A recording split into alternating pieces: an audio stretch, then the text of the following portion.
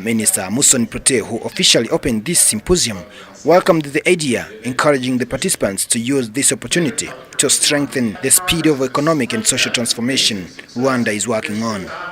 In her presentation, Dr. Rachel Grenister, the JPR Executive Director, said that they are excited by the strong commitment of Rwandan government to making evidence-based policies.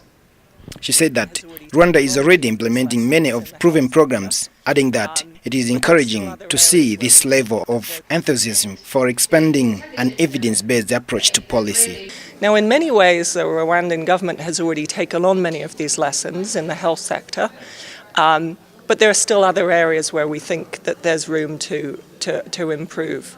One of the issues we talked about today is about adolescent sexual behavior and HIV, people becoming HIV positive amongst adolescents, and what we can do to reduce that. And there's been a lot of discussion in the press in Rwanda recently about teenage pregnancies, and obviously if young girls, adolescent girls, are having sexual intercourse with older men, this is very dangerous for the spread of HIV.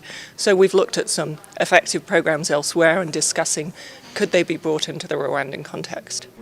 In his closing remarks, the Minister of Finance and Economic Planning, Ambassador Gatete Clever, held the idea, saying it will help the government policymakers and implementers to learn from the rigorous impact evaluation that have been conducted not only in Rwanda but also in other East African countries and around the world, as they do their job to achieve the mission to become a knowledge-based middle-income country by 2020 by embracing innovation and adopting new ideas with proven capacity to advance the country's economy and improve people's lives.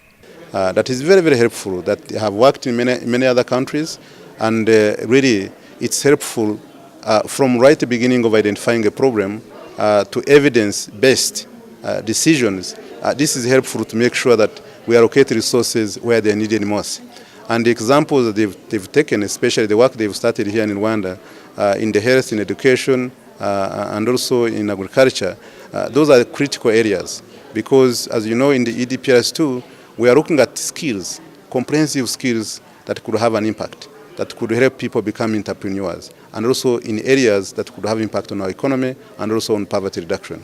And in this case, we are seeing this one here being very crucial because it's coming at a time when we are beginning to implement our EDPRS2, the Economic Development and Poverty Reduction Strategy, the second generation, which is focusing in economic transformation, in rural development, in skills development for sustainable growth, but also on accountable governance. To implement it, it would be better for us to start this time laying the foundation for research.